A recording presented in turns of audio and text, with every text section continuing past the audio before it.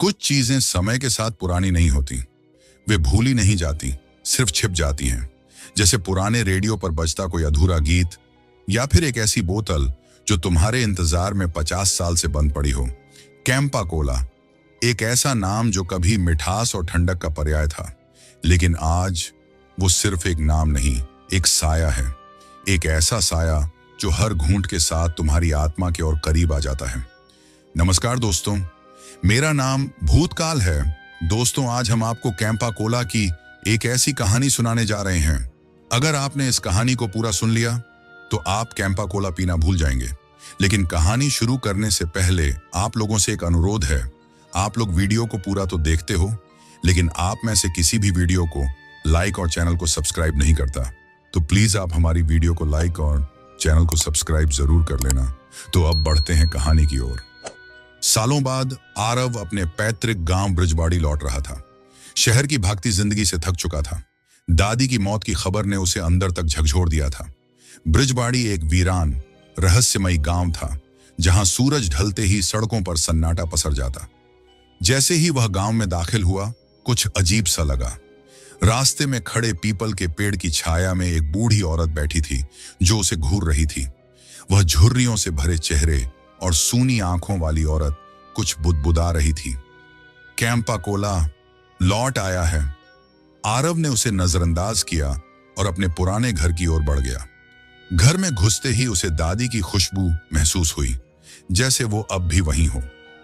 दूसरे दिन गांव के पुराने हाट में एक मेला लगा था। वहां एक स्टॉल पर कैंपा कोला की पुरानी बोतलें बिक रही थीं। सेलिब्रेटिंग 50 इयर्स का टैग ली। विक्रेता एक अजीब आदमी था, पतला, पीला चेहरा और आंखों में अजीब चमक। उसने आरव को घूरते हुए कहा, एक घूंट पीजिए साहब, जिंदगी हमेशा के लिए बदल जाएगी। आरव ने हंसते हुए एक बोतल ली, झिझकते हुए ढक्कन खोला और एक घूंट पिया। अचानक हवा में अजीब सी सर्दी भर गई। उसका सिर चकराने लगा। चारों ओर से कानों में धीमे स्वर गूंजने लगे, तू भी अब उनका हिस्सा बन गया है। रात के समय आरव की तबीयत बिगड़ने लगी। सिर में तेज दर्द, दिल की धड़कनों का तेज हो जाना और आंखों के सामने धुंधले अक्स, जैसे कोई दूसरी दुनिया उसकी चेतना में घुसने की कोशिश कर रही हो। घड़ी की सुई ठीक 12 पर रुक गई थी। कमरे की दीवारों पर अजीब आकृतियां उभरने लगी, जैसे किसी ने कोल्ड ड्रिंक की बूंदों से शैतानी चित्र बना दिए हों। उसने जैसे ही झुंझलाकर दीवार की तरफ हाथ बढ़ाया, दीवार पिघलने लगी और सामने आ गया एक और कमरा जिसके बारे में उसे कोई याद नहीं थी। कमरे में सिर्फ एक लकड़ी की मेज थी और उस पर एक पुरानी फोटो, जिसमें उसकी दादी के साथ वही विक्रेता खड़ा था जिसने उसे कैंपा कोला की बोतल दी थी। तस्वीर के पीछे लिखा था 1975, पहली बार खून से बनी थी ये बोतल। अगले दिन सुबह आरव उठा तो पाया कि उसकी हथेली पर लाल रंग से लिखा था, एक घूंट और सच सामने होगा। वो घबरा गया, मगर जितना वो दूर भागना चाहता था, उतना ही कैंपा कोला उसे अपनी ओर खींच रही थी, जैसे कोई उसे पीने को मजबूर कर रहा हो। गांव के बुजुर्गों से पूछताछ करने पर कोई भी बात नहीं करता। सबके चेहरे पर डर, होंठों पर मौन था।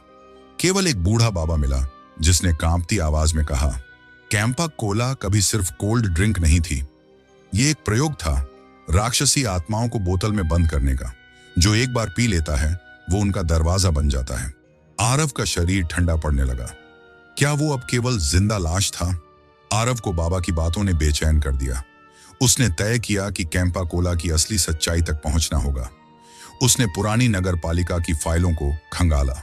वहां उसे मिला एक धूल भरा नक्शा जिसमें गांव के बाहर एक सुनसान पहाड़ी पर स्थित कैंपा बॉटलिंग प्लांट, बंद 1976 अंकित था। गांव के लोगों ने बताया कि 1975 में जब वहां प्लांट खुला था, तभी से गांव में अजीब मौतें और लोगों के गायब होने की घटनाएं शुरू हो गई थी। एक रात अचानक फैक्ट्री में आग लग गई और सारे मजदूर मर गए, सिवाय एक के, वही विक्रेता जिसने आरव को बोतल बेची थी। आरव प्लांट की ओर निकल पड़ा। जंगल की पगडंडियां डरावनी थीं। सूखे पेड़ों के बीच अजीब साएं घूम रहे थे, जैसे कोई उसे देख रहा हो। जब वह प्लांट के अंदर पहुंचा तो वहां चारों ओर जले हुए लोहे, काले धुएं और टूटे हुए कैन की दुर्गंध फैली थी। एक कमरे में उसने देखा एक प्राचीन किताब रखी हुई थी। उस पर लिखा था, रस संजीवनी, चेतन मृतकों हेतु प्रयोग। पन्ने पलटते हुए वह समझ गया कि कैंपा कोला एक प्रयोग था, मरे हुए शरीरों में आत्माएं बंद करने के लिए एक रसायन जो मीठे स्वाद के पीछे छिपा था। तभी पीछे से एक सरसराहट हुई। जब उसने पलटकर देखा तो एक छाया खड़ी थी, लाल आंखें, काले धुएं जैसी देह। वो कुछ नहीं बोलती थी, सिर्फ देखती थी, और उसकी आंखों में था आरव का अंत। छाया धीरे धीरे आरव के पास आई। उसका चेहरा एकदम साफ नहीं था, मगर उसकी आंखों में ऐसा शून्य था जो आत्मा को चीर दे। तभी एक फुसफुसाती आवाज आई, तू दूसरा दरवाजा है। आरव भागा। प्लांट की पुरानी सीढ़ियों से फिसलता, गिरता, घिसटता हुआ वह उस कोने तक पहुंचा जहां मशीनें आज भी पूरी थीं, जैसे किसी ने उन्हें हाल ही में छुआ हो। वहां एक बोतल रखी थी, कैंपा कोला की सबसे पुरानी कांच की बोतल। उस पर एक नाम लिखा था, आरव वर्मा, प्रायोगिक विषय 2। उसकी आंखें फटी की फटी रह गईं। उसका नाम इस बोतल पर कैसे? क्या वह पहले भी यहां आ चुका था? उसी क्षण बोतल अपने आप खुल गई। भीतर से उठी धुएं की एक परत जो सीधा आरव की आंखों में समा गई। उसकी चेतना लड़खड़ाई और वह अतीत की एक घटना में खिंच गया। साल 1975। एक बच्चा, 5 साल का आरव, प्लांट के पास खेल रहा था। वहां उसे एक लाल रंग की बोतल मिली। उसने एक घूंट पिया और बेहोश हो गया। उसके पिता, जो इस प्लांट के केमिस्ट थे, ने अपने बेटे को बचाने के लिए एक शापित आत्मा से समझौता किया। मेरे बेटे को बख्श दो, मैं तुम्हें बोतलों में बंद कर दूंगा। वो आत्मा मान गई, मगर एक शर्त थी, जब आरव 30 साल का होगा वो खुद मेरी देह बनेगा। अब आरव को सब याद था। उसका भाग्य पहले से लिखा गया था। वो खुद एक बोतल था, एक दरवाजा। प्लांट के तहखाने में आरव के सामने उस आत्मा का असली रूप प्रकट हुआ। काली धुंध से बना शरीर, चेहरा इंसान और राक्षस का मेल, और आंखें जो आग की तरह जल रही थीं। तेरा समय पूरा हुआ आरव, अब तेरा शरीर मेरा मंदिर बनेगा। आरव लड़खड़ाता है, मगर हार नहीं मानता।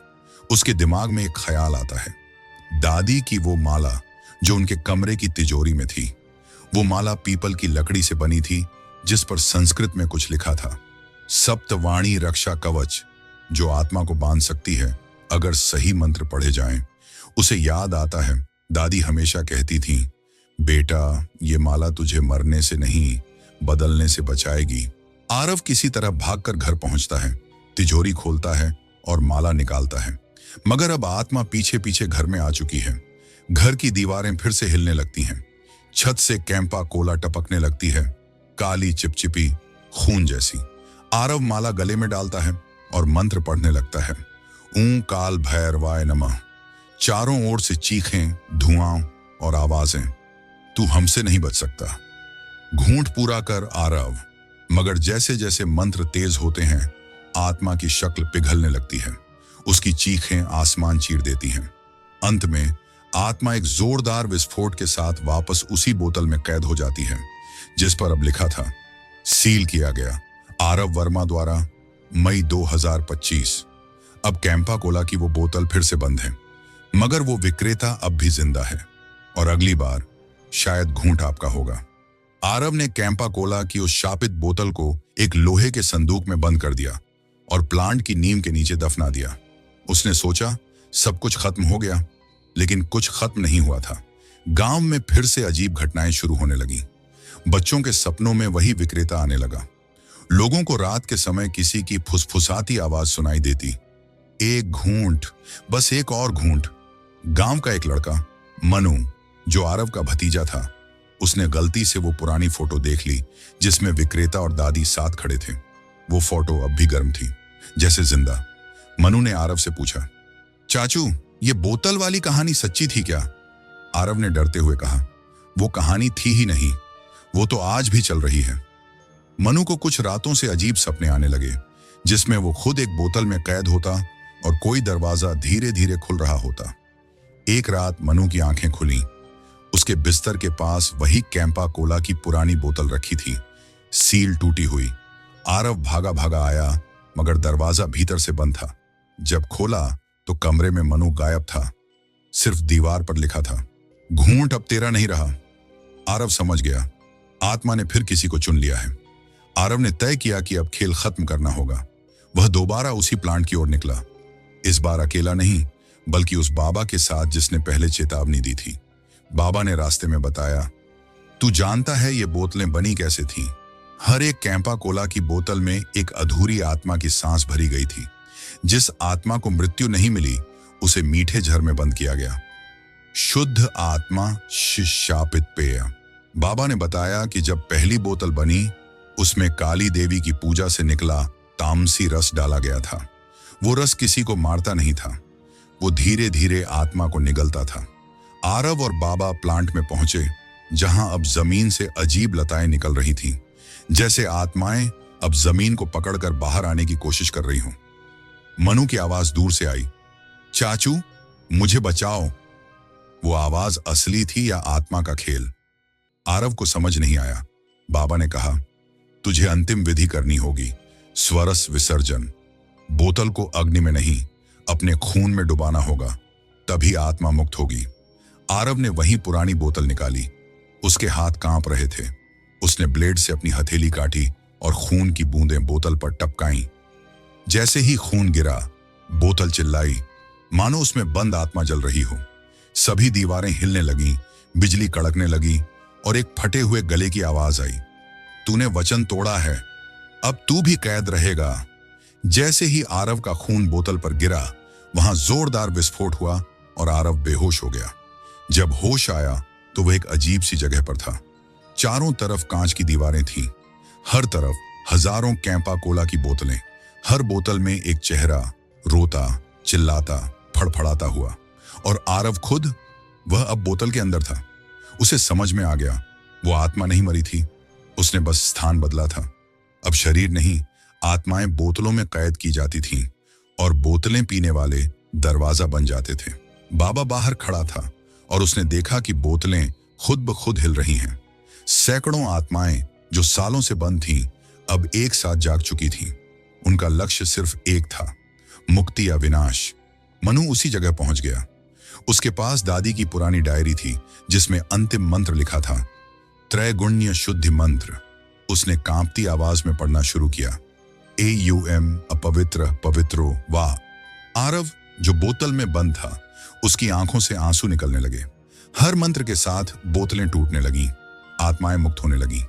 आत्मा की चीखें आसमान फाड़ने लगीं और तभी एक जोरदार झटका हुआ। सब कुछ सफेद पड़ गया, सब कुछ सफेद हो चुका था। आरव ने आंखें खोली। वो एक खुली जमीन पर लेटा था, पेड़ों के बीच। पास में कोई नहीं था। कैंपा कोला की बोतलें गायब थीं, आत्माएं भी। उसे लगा सब खत्म हो गया। मगर तभी एक बच्ची पास आई और बोली, अंकल ये बोतल आपकी है। उसने देखा, बच्ची के हाथ में वही बोतल थी, पर अब उस पर उसका चेहरा नहीं था। वो समझ गया, किसी ने उसकी जगह ले ली। दूर कहीं मनु खड़ा मुस्कुरा रहा था, पर उसकी मुस्कान कुछ अजीब थी, शांत पर डरावनी। उसकी आंखों में हल्की लाल चमक थी। गांव में सब कुछ सामान्य लगने लगा। कैंपा कोला की बोतलें फिर से दुकानों में बिकने लगीं। नई पैकिंग, नया ब्रांड, नया स्लोगन, कैंपा क्लासिक, जिसे पीते ही सब याद आ जाए। लोगों को वो बस एक पेय लगी, मगर जिन्हें सच पता था वो जानते थे। हर बोतल में एक आत्मा अब भी बचे हुए दरवाजे ढूंढ रही है। आरव अब गांव में नहीं था। कुछ कहते हैं वो जंगल में एक झोपड़ी में ध्यान में बैठा है। कुछ कहते हैं वो हर नई कैंपा कोला के ढक्कन पर मंत्र लिखता है ताकि एक और आत्मा कैद न हो। लेकिन एक बात तय है, कैंपा कोला अब एक ब्रांड नहीं, एक शाप है जो तब तक चलता रहेगा जब तक पीने वाले खत्म न हो जाएं। 2 साल बाद गांव में एक नया अंग्रेजी स्कूल खुला, कैंपा पब्लिक स्कूल। नया नाम, नई बिल्डिंग और हर स्टूडेंट को पहले दिन एक कैंपा कोला वेलकम किट दी गई। मनु अब किशोर हो चुका था। वो इस स्कूल का पहला स्टूडेंट बना। पहले दिन की आखिरी घंटी के बाद उसने देखा कि कक्षा के बोर्ड पर किसी ने लिखा था, घूंट लेने के बाद हंसी मत रोकना, वरना वो बोतल तुम्हारी आवाज छीन लेगी। सबने इसे मजाक समझा, लेकिन अगले दिन 3 बच्चे स्कूल नहीं आए। मनु अब हर रात अजीब आवाजें सुनने लगा था। कमरे में रखी कैंपा की बोतल अपने आप खुल जाती, उसमें से धुएं जैसा कुछ निकलता और दीवारों पर चेहरों की परछाइयां दिखती। एक रात उसकी बहन सिया बोली, भैया मुझे वो बोतल मत दो, उसमें कोई लड़की रो रही है। मनु चौंक गया। वो समझ चुका था कैंपा फिर से फैल रहा है, लेकिन इस बार शिकार मासूम बच्चे हैं और शिकारी वो विक्रेता नहीं, खुद मनु है, क्योंकि आत्मा पूरी तरह से अभी उससे निकली नहीं थी। मनु ने एक दिन देखा कि कैंपा कोला के हर कैप के नीचे एक क्यूआर कोड छपा होता है। जिज्ञासावश उसने एक कोड स्कैन किया और उसका फोन अपने आप बंद हो गया। जब चालू हुआ, स्क्रीन पर एक ही लाइन थी, तुमने घूंट लिया है, अब तुम देखोगे। उसके बाद फोन में लगातार वही पुरानी झुर्रीदार आवाज सुनाई देने लगी, तू अगला कैप है। मनु, उसे समझ आया कि अब कैंपा कोला का शाप सिर्फ बोतल तक सीमित नहीं रहा, अब वह डेटा में समा चुका है। हर कोड एक आत्मा खोलता था। गांव के बच्चों में मोबाइल गेम वायरल हो गया, कैंपा कोला, जहां एक कैरेक्टर बोतलों पर उछलता है और हर लेवल पर कहता है जस्ट वन सिप। मनु ने उस गेम को डिकोड किया। उसमें नीचे की लेयर में बाइनरी मंत्र छुपे थे। हर बार कोई बच्चा खेल में हारता, एक नई बोतल असली दुनिया में प्रकट हो जाती। अब आत्माएं कोड में समा चुकी थीं। बोतलें अब केवल कंटेनर नहीं थीं। हर स्क्रीन, हर स्कैन, हर घूंट एक नया दरवाजा बन गया था। मनु ने देखा कि इंस्टाग्राम पर एक नया ट्रेंड चल रहा है। Hashtag just one sip challenge. लोग कैंपा कोला पीते हुए वीडियो डाल रहे थे और वीडियो के आखिर में अजीब से हंसते हुए फ्रीज हो जाते। कुछ की आंखें लाल हो जाती, कुछ की आवाज गायब हो जाती। मनु को एक लड़की का मैसेज आया, मैंने वीडियो बनाया लेकिन अब मेरे कमरे में कोई और भी है। उसने वीडियो देखा। लड़की के पीछे फर्श पर वही विक्रेता बैठा था जिसने सबसे पहले कैंपा कोला बेची थी। सरकार ने कैंपा कोला को बैन करने की कोशिश की, लेकिन अब वो एक website, mobile game, AR filter, NFT और AI कैरेक्टर बन चुका था। हर बार जब कोई उसे बैन करता, वह नई शक्ल में लौट आता। मनु को बाबा की डायरी में एक आखिरी उपाय मिला, जब आत्मा डेटा में समा जाए तो शुद्धि मंत्र को वायरस की तरह कोड में घोल दो। मनु ने एक नया वीडियो बनाया, मंत्र के साथ जो शुद्ध करता था, AUM अग्नि स्वरूपाय आत्म विमोचनाय नमः, और उसे उसी ट्रेंड में अपलोड कर दिया, जस्ट वन सिप चैलेंज के साथ। पर सवाल यह था, क्या लोग असली मंत्र देखेंगे या शापित वीडियो को स्क्रॉल करके आगे बढ़ा देंगे? मनु ने तय किया, अगर आत्मा अब डेटा है तो मुझे वहीं जाना होगा, उसके घर, उसकी कोडिंग में। उसने एक स्पेशल प्रोग्राम तैयार किया, यज्ञ। ये एक वर्चुअल स्पेस था जिसमें मंत्र को कोडिंग भाषा में बदला गया था। मनु ने VR हेडसेट पहना और खुद को कैंपा कोला की डिजिटल दुनिया में लोड कर लिया। जैसे ही वह लॉग इन हुआ, हर तरफ बोतलों की डिजिटल झीलें थीं। स्क्रीन पर सैकड़ों आत्माएं फंसी थीं। हर एक आत्मा बिन आवाज चिल्ला रही थी। मनु को दिखा एक विशाल डिजिटल सिंहासन, जहां बैठा था वही आत्मा विक्रेता, अब पूरी तरह डिजिटल शैतान बन चुका था। विक्रेता बोला, कितने मंत्र पढ़ेगा मनु? हम तो अब हर स्क्रीन पर हैं, हर बच्चा, हर बूढ़ा, हर क्लिक हमारा है। तू बस एक कोड है, मैं वायरस हूं। मनु ने जवाब दिया, वायरस चाहे जितना फैले, पर जब कोड शुद्ध हो तो सिस्टम रीसेट हो ही जाता है। उसने यज्ञ एक्टिवेट किया। मंत्रों की ध्वनि वर्चुअल स्पेस में गूंजने लगी, AUM अग्निवृष्टये स्वाहा। हर मंत्र के साथ कैंपा की एक एक डिजिटल बोतल फटती गई, हर स्क्रीन काली पड़ती गई, हर आत्मा की चिल्लाहट मुक्ति में बदलने लगी। एक भयानक चीख के साथ विक्रेता भस्म हो गया। मनु ने सिस्टम से लॉग आउट किया, पर वो मनु नहीं रहा। उसकी आंखें शांत थीं, जैसे कोई दायित्व पूरा हो गया हो। मनु की आंखें अब सामान्य थीं, कोई लाल रोशनी नहीं, कोई डर नहीं। उसने वापस गांव लौटकर सबको बताया कि शाप अब खत्म हो चुका है, कैंपा कोला अब नहीं लौटेगी। लोगों ने राहत की सांस ली। दुकानों से बोतलें हट गईं, स्कूल में गेम बंद हो गया, QR कोड निष्क्रिय हो गए। लेकिन मनु की छोटी बहन सिया ने एक दिन कहा, भैया मेरे सपनों में कोई लड़का आता है, वो कहता है बस एक घूंट और फिर सब कुछ काला हो जाता है। मनु चौंक गया। उसने पूछा, क्या वो मैं हूं? सिया ने धीरे से सिर हिलाया। मनु ने आईने में देखा, पीछे खड़ा था वही आत्मा विक्रेता, लेकिन उसके चेहरे पर मनु की शक्ल थी। समझ आया, मनु जब yagya.exe से लौटा था तो आत्मा पूरी तरह नष्ट नहीं हुई थी, उसका टुकड़ा मनु में समा गया था। अब वह कैंपा का नया वाहक बन गया था, चुपचाप, बिना ब्रांड, बिना बोतल। गांव में अजीब चीजें होने लगी। लोगों को नींद में कैंपा कोला पीते हुए देखा गया, बिना बोतल के ढक्कन आवाज करते दीवारों पर बस एक घूंट लिखा मिलने लगा। मनु अब पब्लिक में कम आने लगा। उसकी आंखें फिर चमकने लगी थीं। वो बच्चों को पानी की बोतल देता और कहता, स्वाद तो वही है, नाम बदल गया है। सालों बाद एक शहर में कैंपा कोला का रिलॉन्च हुआ। नई पैकेजिंग, नई tagline, feel the legacy, one sip at a time. नए सीईओ का नाम मानू राव, और विज्ञापन में उसका चेहरा था, धीरे धीरे एक बोतल की तरफ झुकता हुआ। बैकग्राउंड में सिर्फ एक फुसफुसाती आवाज, बस एक घूंट।